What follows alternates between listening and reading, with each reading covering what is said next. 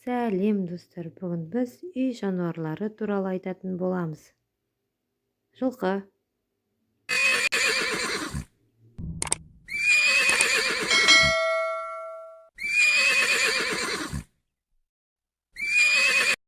сиыр,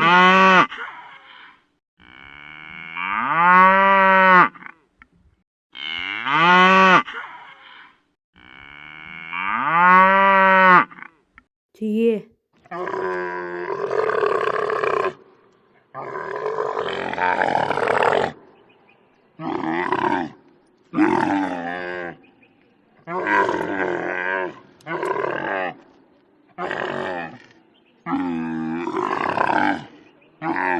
ешкі,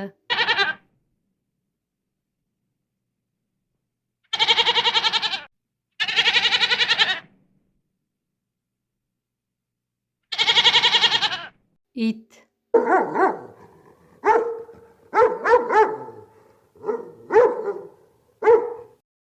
мысық,